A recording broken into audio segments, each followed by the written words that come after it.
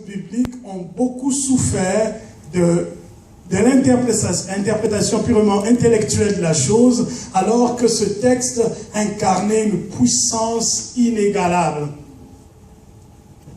Et un de ces textes qu'on verra, c'est on va lire tantôt, alors que je commence avec nous cette nouvelle série qui nous amène droit vers la préparation du premier anniversaire de l'Église, mais aussi à d'autres chants de victoire. Le texte, la série serait Jéricho doit tomber. Jéricho doit tomber. C'est un must, comme on dit en anglais. C'est obligatoire, il faut que ça tombe. Mais sur les plaines de Jéricho, il s'est passé des choses extraordinaires qui nous aideraient à voir pourquoi j'ai donné cette illustration-là en partant. Il y a des textes que lorsqu'on lit, des fois, on prête à confusion certaines paroles qui sont dites dans ce texte-là, comme si on lirait ensemble le texte de Deutéronome chapitre 9, à partir du verset 1er. Écoute Israël, tu vas aujourd'hui passer le Jourdain pour te rendre maître des nations plus grandes et plus puissantes que toi, de villes grandes et fortifiées jusqu'au ciel. Alors quelqu'un qui lirait ces textes, il dirait, ah ok, moi je pense que le Seigneur parlait des temps où il y aura à Dubaï la plus grande tour, la plus élevée de toute la terre. Donc la Bible parlait de villes qui ont touché le ciel. Dans l'histoire de l'humanité, à part l'illustration de Tour de Babel, il n'y a aucune ville qui est élevée jusqu'au ciel. Mais qu'est-ce que ce texte voudrait nous dire, ce qu'on va voir ensemble? Est-ce que c'est une figure de style ou il y a un message potentiel dans ce texte? Amen. Amen. Et verset 2, d'un peuple grand et de haute taille, les enfants d'Anak, que tu connais et dont tu as entendu dire, qui pourra tenir contre les enfants d'Anak. Dans d'autres textes, on les appelle les fils d'Anak. Les fils d'Anak, ce n'est pas une légende, c'est pas quelque chose d'utopique, c'est pas quelque chose qu'on peut imaginer d'une manière purement illustrative, c'était une réalité. Qu'il y avait une race d'hommes géants, et toute l'histoire de l'humanité le démontre que les anciens hommes étaient, en tout cas, plus forts que nous, plus bâtis que nous, mais il y avait aussi une race à part qu'on appelait les descendants d'Anak, les fils d'Anak. Et on pense que Goliath est un descendant purement biologique de cette lignée de géants. Ça, il n'y a pas d'interprétation à faire, c'est un fait. C'est une réalité historique. Qu'il y avait des géants, des hommes qui n'étaient pas des géants en termes illustratifs, illusionnistes. On se fait une idée que ça c'est un géant, les géants de ma vie doivent tomber. Les gens de ce temps-là ont réellement vu des fils d'Anak. Ce n'était pas une projection d'image, c'était leur réalité. Des fils d'Anak dont vous avez entendu parler et que vous connaissez, dans leur réalité, il y avait des gens redoutables, dont la forme, la grandeur et la force faisaient peur.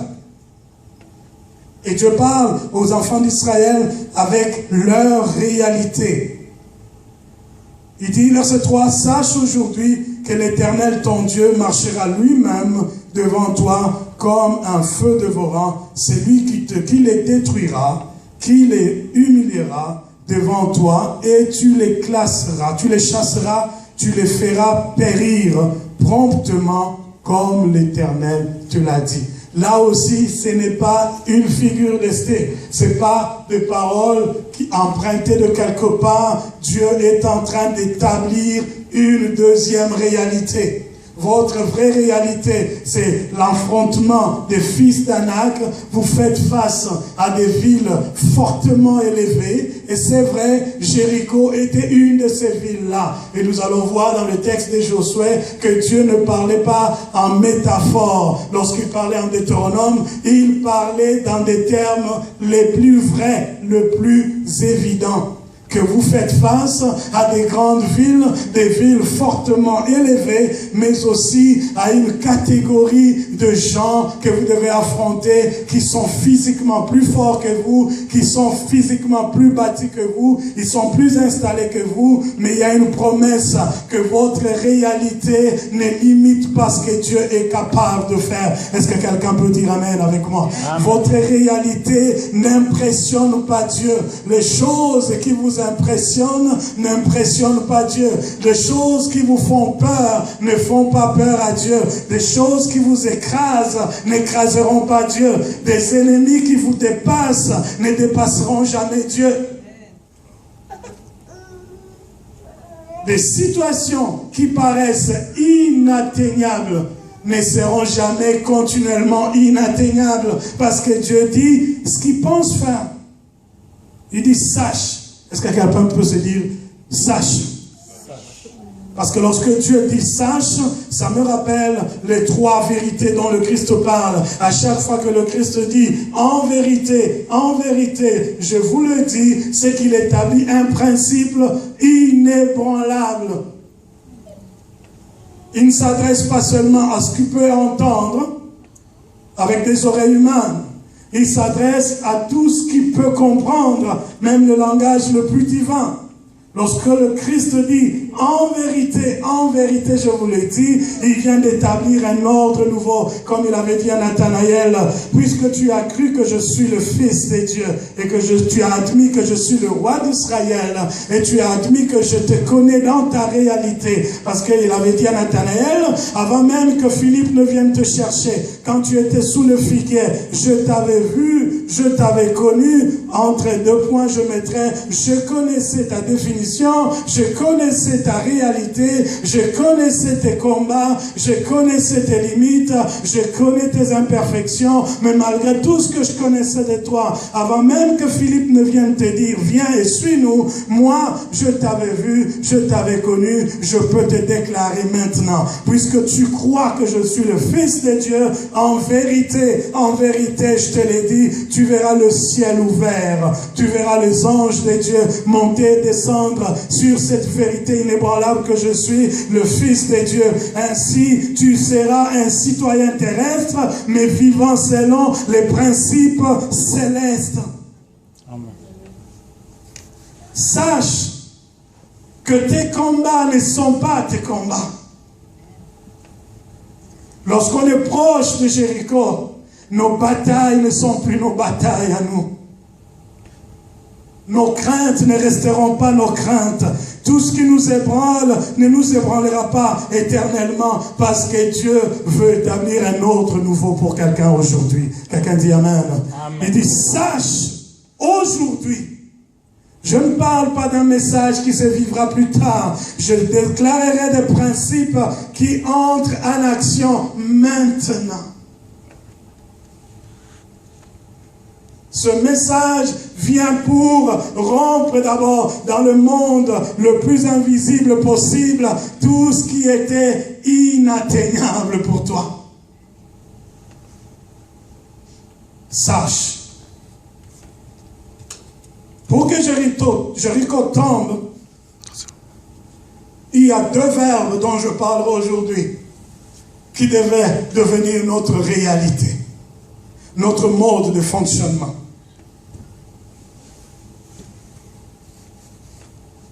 Et les jours à venir, je passerai à 4 autres verbes. Le premier verbe, c'est écoute, Israël. La Bible dit, or la foi vient de ce qu'on entend. Ce qu'on entend qui vient de la parole de Dieu. Tu ne peux pas vaincre Jéricho si tu n'as pas entendu une parole qui a été promise par Dieu. Parce que dans notre être, il y a des raisonnements, il y a des réflexions. Et nous verrons un texte biblique dans le livre de Corinthiens qui parle des forteresses qui sont dans nos pensées. Ce sont des géants qui ressemblent beaucoup à ce texte de Deutéronome 9 qui nous dit que dans notre vie, un peuple est grand pour nous. Peut-être qu'il y a une situation qui a tellement duré dans ta vie que c'est devenu une forteresse que tu n'arrives pas à vaincre parce que dans ton raisonnement, tu ne penses qu'à l'impossible, à l'élévation du problème, à la grandeur de la chose affrontée, aux combats qui ont duré, à la longévité de la situation. Mais pour que toutes ces histoires commencent à devenir petites devant tes yeux, il faut que tu écoutes.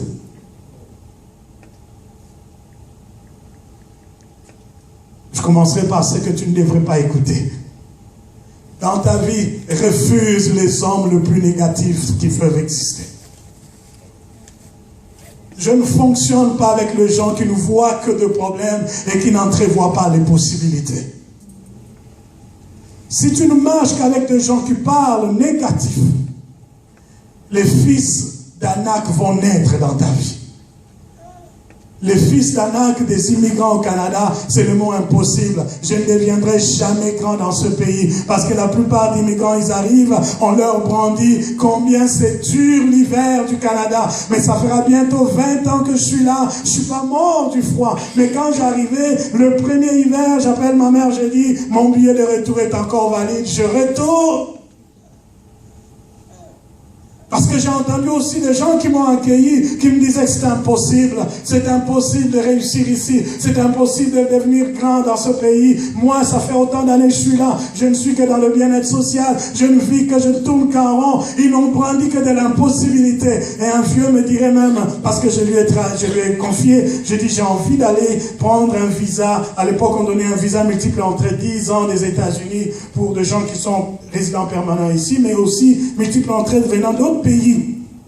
Je dis à un vieux, je dis, j'ai envie d'aller prendre un visa parce que je me préparais à aller chercher mon épouse, qu'il faut qu'elle vienne. Alors le vieux me dit, impossible. Ça fait combien d'années que tu es là? Moi, je dis, c'est juste ma première année. Il dit, impossible. Ton passeport est vierge, il n'y a aucun visa là-dedans. Quand tu l'introduis à l'ambassade des États-Unis, ils vont voir que ça n'a aucune valeur parce que tu n'as jamais traversé les frontières, donc tu n'es pas fiable. C'est sûr que tu vas fuir une fois que tu arrives aux États-Unis, tu vas rester là. Il m'a tellement grandi la chose, je dis que waouh, c'est vraiment impossible. Mais l'idée de voir mon épouse arriver était tellement un must pour moi, il faut que ça se fasse, que ça commence à briser l'impossibilité dans la pensée. Je dis non. Si c'est impossible pour tout le monde, moi, je pense que c'est possible. Dis-moi, vieux, pourquoi ça ne peut pas être possible? Et je me souviendrai d'un des vieux conseils que ma mère me donnait quand, ça arrive souvent dans les pays du tiers-monde, le courant, l'électricité part tout le temps. Et quand il faisait sombre, ma mère avait l'habitude de rassembler les enfants tout autour d'elle et de commencer à vous prodiguer des conseils sur les réalités de la vie. Un jour, elle me dira, la réussite et le succès appartiennent aux lèvres d'eau. Ce sont les lèvres d'eau qui prennent le premier produit de la moisson. Où que tu ailles, chasse de ta vie la paresse, sois toujours un lève-tôt, tu prendrais les premières bénédictions de la journée. Et ce jour-là, je me suis résolu, je me souviens que c'était un mercredi qu'on donnait les visas aux États-Unis, pour ceux-là qui voulaient aller aux États-Unis, les demandes de visa c'était un mercredi, entre 11h et 13h qu'il fallait introduire. Je me suis levé tôt, il était 7h, je me retrouvais sur René Lévesque, il y avait un consulat, le consulat des États-Unis était quelque part là. J'étais là déjà à 7h30, j'habitais Henri Bourassa à l'époque, c'était loin. J'arrive, le premier, je vois une dame bien habillée qui rentre, et je rentre aussi avec elle. Dans sa tête, elle pense que je travaille pour l'ambassade. Elle me prend pour un employé, je rentre avec elle. Je me retrouve dans le cafétéria, on discute. Après, elle me dit, tu viens de quel pays? Je viens du Congo. Ah, Congo, j'ai été là-bas chargé d'affaires, j'ai fait ça. Ben, Dieu est en train d'établir un pont, et on était contents d'échanger. Au bout d'un temps, il me dit, mais tu travailles dans quel service? Je dis, non, moi je travaille là ici. Comment ça, tu es là? Je suis venu pour un visa. C'est pas à 11h. Ma mère me disait, les bons produits du pays appartiennent aux lève-tôt. Elle me dit, ben, aujourd'hui on va donner raison à ta mère. Parce que c'est moi qui ordonne pour le visa. Et attends, pour le passeport, il était 8h30, je l'avais déjà mon visa de 10 ans. Je sors de là, j'appelle le même vieux, je lui dis que vieux, tu sais, je viens d'avoir mon visa. Il dit, petit, arrête de m'importuner, je dors, c'est trop tôt et c'est impossible. Moi, je dis, arrête de parler de l'impossibilité parce que tout est possible à celui qui croit en Dieu. C'est dans la mentalité qu'il faut changer quelque chose. Dans l'œuvre de Dieu, vous rencontrerez des gens qui ne vous parleront que de tout ce qui ne va pas dans l'œuvre. Pasteur, ça ne marchera pas. On ne réussira jamais. On n'a pas assez d'argent. On n'a pas beaucoup de gens. On n'a pas ceci. Ils ne vous parleront que de ce qui ne marche pas. Mais aujourd'hui, Dieu parle à Israël. Il dit, écoute Israël, tu vas aujourd'hui passer le Jourdain pour te rendre maître des nations plus grandes que toi. Il n'a pas dit le temps que je forme une armée tout autour de toi, le temps que j'ajoute beaucoup d'hommes forts qui vont affronter les fils d'Anak. Dieu est en train, en parlant à Israël, d'écouter, de créer dans son esprit la foi qui défie les géants. Parce que Hébreux chapitre 11 nous dit, la foi venant de ce qu'on entend, cette foi-là est une ferme assurance. C'est une ferme assurance qui nous amène à une démonstration des choses qu'on espère, mais qu'on n'a pas encore vues. Dans d'autres termes, dans les termes grecs, mot démonstration en français ici a été traduit en français courant et aussi par Darby, comme pour dire, la foi est une visualisation des choses qu'on espère. Je ne les ai pas encore obtenu, mais parce que j'ai entendu une parole, je commence à visualiser comment ça va se passer. Voilà ce que le Seigneur crée en Israël. Alors il dit, écoute Israël, aujourd'hui, tu passeras le Jourdain. Et il commence à visualiser, on va traverser le Jourdain. On est à combien d'hommes? On va faire comment? Aujourd'hui, tu traverseras le Jourdain. Mais c'est aussi aujourd'hui que tu le traverseras, non pas pour aller perdre, mais quand tu traverses le Jourdain, visualise que tu traverses le Jourdain pour devenir plus grand que les nations qui sont plus grandes que toi. Amen. Tu ne peux pas renverser les forteresses, les géants de la pensée, si tu as toujours une pensée négative, une pensée de perte, une pensée de défaite. Je ne serai jamais grand, je ne serai jamais aussi fort que lui, je ne serai jamais aussi puissant que lui. Je vous dis que Dieu est le Dieu de l'impossible. Il faut entendre une bonne prédication, un bon message, une parole qui crée en toi la foi selon Dieu. Parce qu'il y a aussi des prédications qui créent une autre foi qui n'est pas la celle de Dieu. Quel est cet évangile-là qui prêche le Christ mort et ressuscité, qui a triomphé des démons et des principautés, et qui vous met année après année dans des jeûnes et prières de 40 jours qui ne finissent pas pour vivre la délivrance contre la servitude. Chaque année, je reviens toujours, il y a un esprit de servitude sur ta vie, il y a un esprit de servitude. Il faudrait que j'entende un message qui me dit, malgré tout ce que je vis, le Seigneur a disposé de tels potentiels, de telles dispositions dans la parole de Dieu, pour que quand je m'en sers, je puisse sortir de la servitude. Amen. Parce qu'il y a des gens qui ont une foi négative, non pas parce qu'ils sont nés négatifs, mais à cause des prédications qu'ils ont entendues. Je retourne à Kinshasa après autant d'années, je me retrouve sur une plateau de chaîne de télé, en débat avec les gens qui croient à une certaine chose auxquelles moi je ne crois pas du tout, parce que ça annule la puissance de Dieu. Ils croient par exemple que la Bible nous dit, nous devons aller dans le camp de l'ennemi pour récupérer tout ce qu'il nous a volé. Et ben, depuis qu'on chante cette chanson-là, entrons dans le camp de l'ennemi, aller récupérer ce qu'il nous a volé, mais on continue toujours à être pauvre, on continue toujours à être malade, et on rentre autant de fois dans le camp de l'ennemi, on en sort toujours dépourvu de tout. Il y a quelque chose qui ne marche pas. Le contraire de ce message serait, la Bible dit qu'il est le Dieu qui appelle à l'existence des choses qui n'ont jamais été, des choses qui n'ont jamais existé. Ça veut dire quoi? Même si l'ennemi m'avait volé mon mariage hier, pensez-vous que l'ennemi est suffisamment gentil, suffisamment bon pour qu'il me garde ce mariage qu'il avait volé? Ça fait 10 ans qu'il le regarde. Dans chaque jour, chaque matin, il regarde. Il dit, je garde ça pour Jimmy. Je ne veux pas le détruire. Je ne veux pas le détruire, ce mariage-là, jusqu'à ce que Jimmy revienne récupérer ce mariage. La Bible appelle le diable le profanateur, le voleur, le destructeur. Il n'a aucun grain de la bonté dans son cœur. Tout ce qu'il touche est souillé et profané. Si vous croyez qu'il a le pouvoir de voler quelque chose, accordez-lui aussi ce pouvoir qu'il a déjà de détruire tout ce qu'il touche. Au lieu que je perde mon temps à aller rechercher ce que l'ennemi m'a volé il y a 10 ans, la Bible me parle des richesses infiniment variées dans la maison de Dieu. La Bible dit, béni soit notre Père, le Seigneur, le Père de notre Seigneur Jésus-Christ, lui qui nous comble de toutes sortes de richesses dans les lieux célestes en Jésus-Christ. Je ne perds pas mon temps d'aller combattre avec celui que j'ai déjà vaincu. Je vais aller dans les trésors infiniment variés de Dieu, aller prendre ce que le Seigneur est capable de remplacer là où l'ennemi m'avait volé. Il faut écouter un message qui vous parle des capacités de Dieu, non pas de puissance du diable. Amen. L'Église vénère maintenant plus les démons que le Christ dans l'Église. Parce qu'on parle plus de l'œuvre dévastatrice du diable que de l'œuvre salvatrice de Jésus.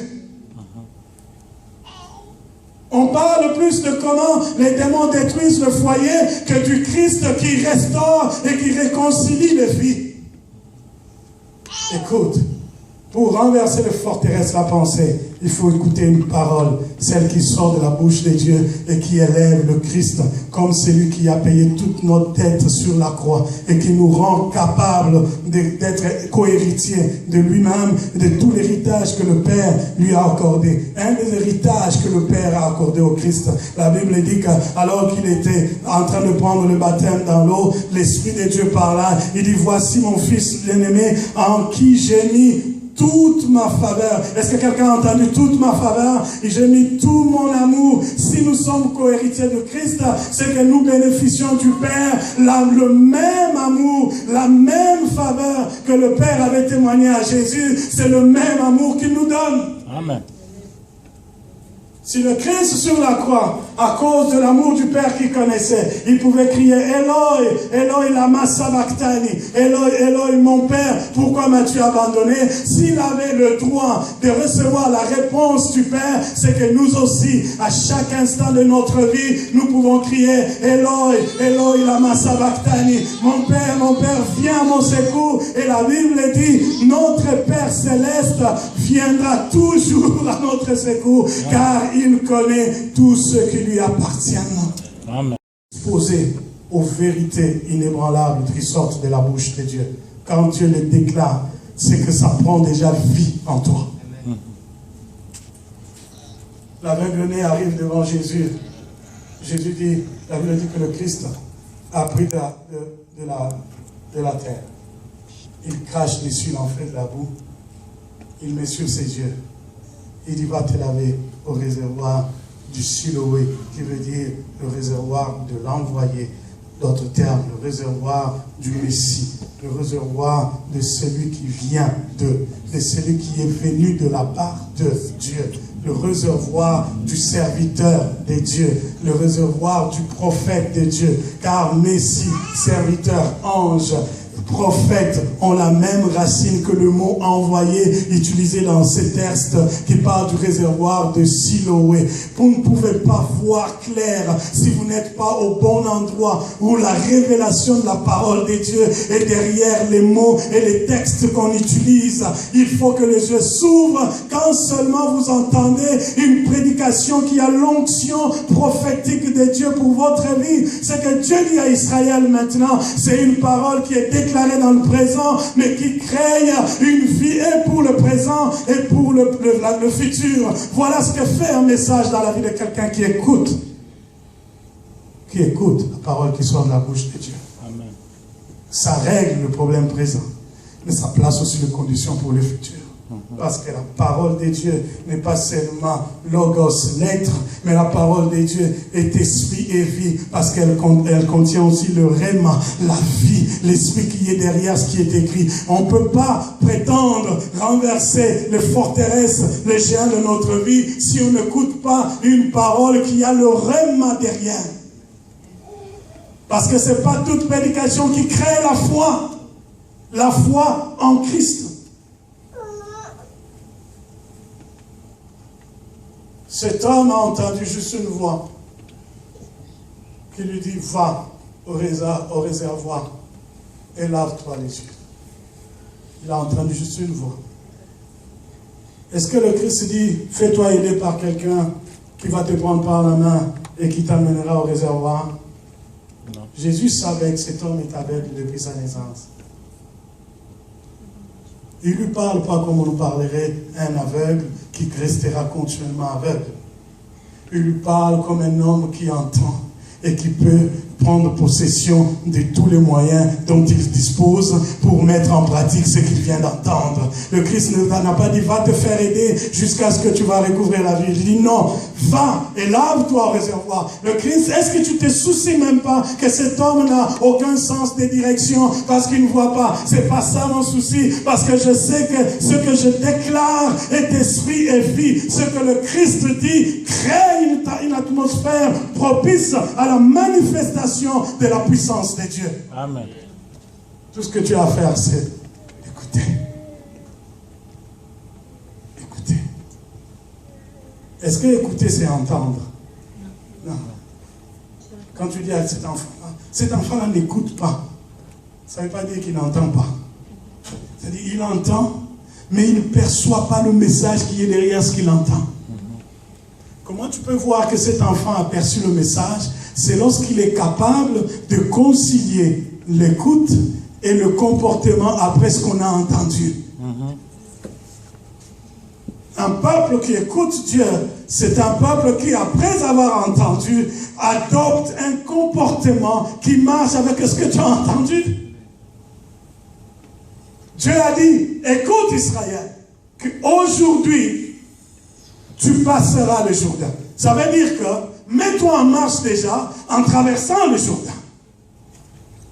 Tu ne peux pas entendre une telle parole et rester de l'autre côté du Jourdain et t'attendre à vaincre les géants qui sont de l'autre côté.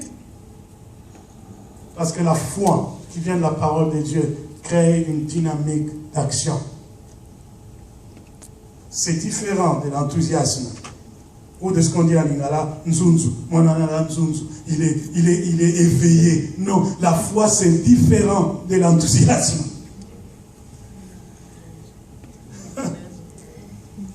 Ce que j'entends renverse d'abord toutes les forteresses dans le monde spirituel, détruit toutes les négativités qui étaient dans mon esprit et crée un esprit qui agit en faveur de la parole de Dieu. Si bien que, même si en marchant, je rencontre des difficultés, je ne reculerai pas parce que j'ai cru à celui qui a parlé. Celui qui a parlé, sa définition, il est El Shaddai, le Dieu Tout-Puissant. Écoute veut dire entends et marche en harmonie avec ce que tu viens d'entendre. En créant en toi, pas l'évangile des scientologies comme aujourd'hui, où il parle de la pensée positive. La foi, ce n'est pas la pensée positive. Parce que la pensée positive peut venir des expériences purement humaines et qui peut venir aussi d'une sorte d'endoctrinement. Quelqu'un qui est venu t'endoctriner, tu peux avoir une pensée positive. Mais la foi va au-delà des réalités humaines. Elle s'attarde pas seulement à ce que j'ai vu, à ce que j'ai pu saisir, mais à ce que Dieu a dit. Il faut connaître Dieu. Il faut connaître ses capacités, son potentiel, sa toute-puissance pour commencer à pratiquer maintenant ces choses-là dans ta réalité. quand tu dis à une fille dont les trompes ont été coupées que tu porteras un enfant, sois sûr que tu es un bon gynécologue, parce que si elle a déjà été à l'école et qu'elle a appris un tout petit peu d'anatomie, elle te dira, c'est impossible que je porte un enfant avec les 2 trompes coupées. Mais de ma vie, j'ai vu de femmes qui n'avaient plus de trompes porter des enfants. Parce que la parole était sortie de la bouche d'un homme de Dieu. L'homme de Dieu dit, le Seigneur me montre, il y a un berceau dans ta maison. Il dit, mais c'est impossible, je n'ai plus rien qui peut me garantir que j'aurai un bon cycle d'ovulation. Et le Seigneur a dit, tu porteras un enfant. Comment? Je ne sais pas. Tout ce que je sais, je vois un berceau et tu porteras un enfant. J'ai une jeune sœur qui est d'une famille proche de nous depuis qu'on grandit dans la parole de Dieu. Elle vit à Bruxelles et aujourd'hui elle se retrouve dans l'espace de 6 ans que je suis plus retourné là-bas. Elle est partie d'un enfant qu'elle a gardé pendant de longues années. Elle n'était plus capable de porter un enfant. Des problèmes de trompe, des difficultés et déclarer que tu porteras plus d'enfants. Maintenant, 6 ans après, elle se retrouve mère de 5 enfants parce qu'entre le premier enfant et maintenant, elle a fait des triplés. Dieu est le Dieu de l'impossible.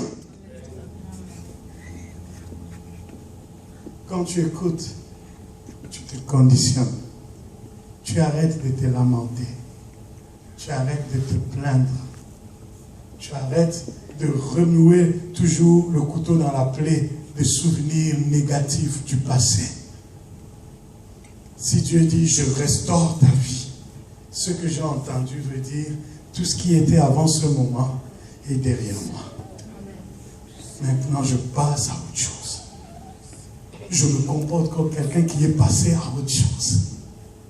Si je continue à me plaindre, je suis en train d'annuler l'efficacité de la parole que j'ai entendue.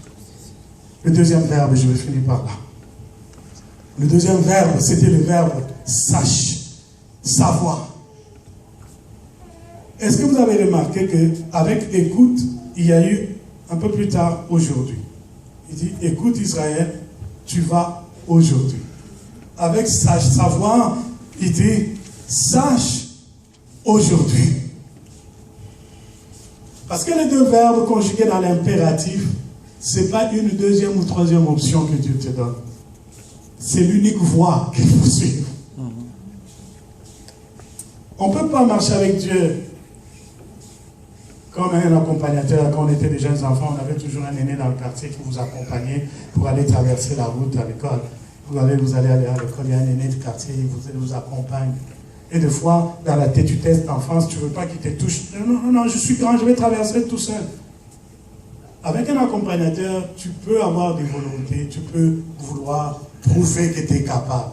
Mais avec Dieu, ce n'est pas 2, 3 options. Quand il te dit, écoute, c'est l'unique option. Parce qu'il y a des effets immédiats. Écoute, aujourd'hui il va se passer quelque chose. Sache, aujourd'hui il va se passer quelque chose. Mais si tu tergiverses avec Dieu, tu es en train de reporter à un calendrier que seul Dieu peut savoir, mais à un calendrier assez lointain, ce que le Seigneur était capable de faire avec toi aujourd'hui. Voilà pourquoi vous allez voir des gens qui ont fait longtemps avec Dieu dans la vie chrétienne, mais qui ont un cycle de recommencement, un perpétuel recommencement. Parce que dans le comportement, ils n'écoutent pas. Savoir, c'est s'appréhender, saisir, en faire ta vérité. Sache que aujourd'hui, ce n'est pas quelque chose qui est aléatoire. Ce n'est pas quelque chose qui est de l'à peu près. Quand Dieu parle, c'est avec conviction. Quand je sais, vous savez qu'il y a un philosophe qui disait, ce qui se conçoit bien s'annonce clairement. Ce que tu sais, tu le dis comme tu le sais. Tu le dis clairement. Sache qu'aujourd'hui, ce n'est pas quelque chose que moi, le Seigneur, je doute avec non. Sache aujourd'hui que l'Éternel, ton Dieu, marchera lui-même. Oh, je bénis Dieu. Il y a quelque chose que tu dois savoir. La bataille n'est pas ta bataille. Ta responsabilité, c'est de croire à ce que tu entends et de saisir d'une manière claire ce que Dieu est capable de faire. Beaucoup de gens, nous faisons de surplace, tant dans la vie spirituelle que dans notre réalité humaine, dans nos réalités humaines, à cause de ce dysfonctionnement entre ce qu'on entend et ce qu'on sait. Combien de gens sages savent que, au nom de Jésus, nous avons le pouvoir sur tous les démons? Okay? Combien de gens peuvent vivre qu'au nom de Jésus, nous avons le pouvoir sur tous les démons? Dès qu'on t'annonce que dans ta famille, là, tu sais, ton neveu, là, le dernier de la famille de ton oncle, là, ton neveu, là, il est sorcier. Il ne peut même plus entrer dans ta maison. Même s'il est un bon électricien et que tu as coupure d'électricité, de fusibles qui sortent, tu préféreras aller payer quelqu'un d'autre que de faire venir mon neveu là qu'on a dit que sorcier entrer chez moi, il va m'en foutre, il va faire ceci. Mais arrêtez donc de lui donner l'autant de pouvoir qu'il n'a pas. Tout ce qu'il a, c'est d'en foutre ceux qui n'appartiennent pas à Dieu. Toi, sache qu'aujourd'hui, ta bataille, ce n'est pas ta bataille. C'est l'Éternel qui combattra pour toi. Amen. Quand on sait, on prend une attitude avec conviction de quelqu'un qui gagne toujours. Toujours. Est-ce que je dis que ça sera facile tout le temps? Mais je dis qu'on gagne toujours. Parce que Dieu est notre victoire. J'avais prévu qu'on parlerait de ces deux verbes un peu et qu'on devrait vivre ce que la foi crée en priant ensemble. Si cela est possible pour nous, nous voulons d'abord que chacun de nous commence un devoir que je nous laisse. Quand tu rentres à la maison, prends une feuille de papier, fais la liste de tes géants. Les géants, les choses que tu trouves que non, ça a toujours été plus grand que moi. J'ai essayé de plusieurs manières, c'est toujours plus fort que moi.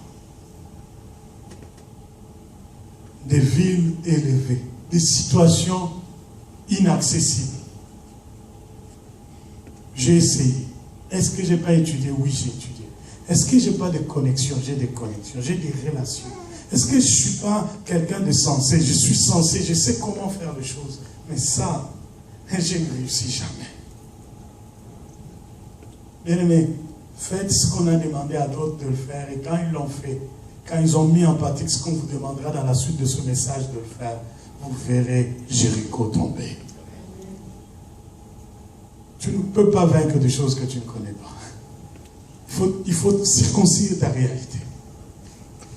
Le Dieu Tout-Puissant parle à Israël, il dit, le fils d'Anak dont vous avez entendu parler, ça fait déjà partie de votre réalité. Le fils d'Anak que vous avez connu là, vous verrez comment vous allez marcher sur eux. Il faut le connaître. Peut-être c'est dans le comportement ton géant. Moi là, le mensonge, c'est le grand M. Écris-le. Fais ta liste d'épiceries des géants que tu as dans ta vie. Maintenant, écoute ce que le Seigneur dit. Ce géant, quand tu te lèves lundi matin, tu regardes ta liste. Tu dis, toi, je te vaincrai. Parce que Dieu m'a promis que je te vaincrai. D'ailleurs, je commence déjà à te vaincre. Toi qui m'as toujours enlevé le sommeil, la nuit, j'arrive pas à dormir. Parce que je ne pense qu'à la grandeur de la situation. Cette nuit, je dormirai comme un bébé. Toi qui m'as toujours fait pleurer, tu commences à citer chaque situation. Tu parles avec l'attitude de quelqu'un qui a entendu un Christ qui nous délivre des situations les plus compliquées. Est-ce que quelqu'un est avec moi? Est-ce qu'on est ensemble? Amen. Est-ce qu'on peut acclamer le Seigneur notre Dieu?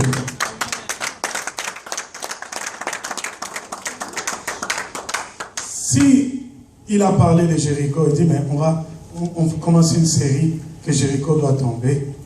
Mais pourquoi on n'a même pas lu un texte qui parle de Jéricho, de comment c'était? Josué, chapitre 6, on finit par cette lecture. Josué, chapitre 6, verset 1er.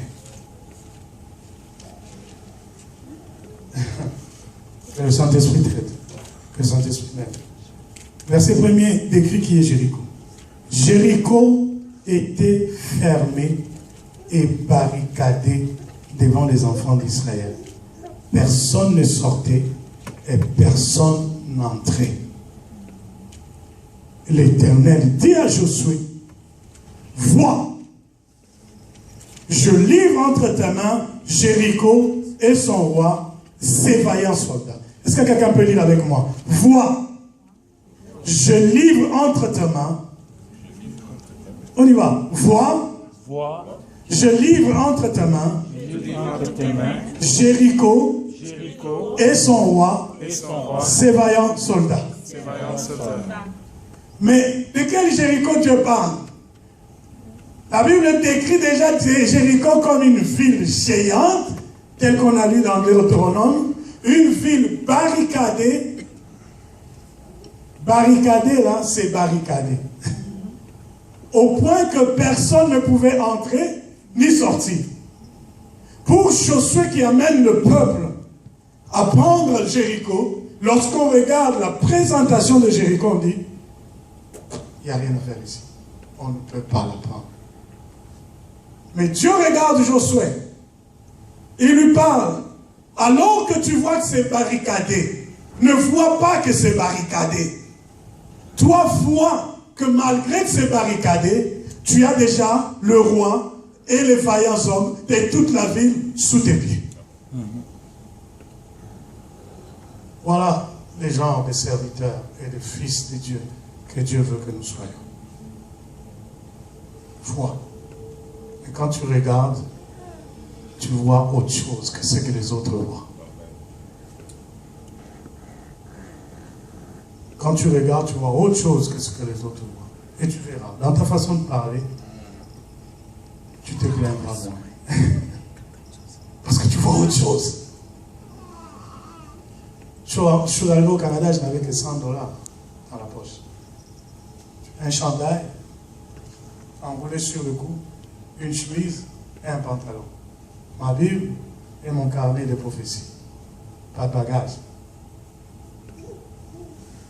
Mais je pense que je suis ce que je suis aujourd'hui. Parce qu'il faut voir autre chose. Il faut voir autre chose. Tu vas te marier, tu auras un mari qui n'a peut-être pas la même foi que toi. Il aura son discours. Mais toi, tu auras aussi un autre discours. Le discours qui voit autre chose. Tu auras une femme qui n'a peut-être pas la même dimension de foi que toi. Il y a des situations qu'elle abordera d'une certaine manière. Mais puisque toi, tu vois autre chose, tu géreras ces situations-là d'une autre manière.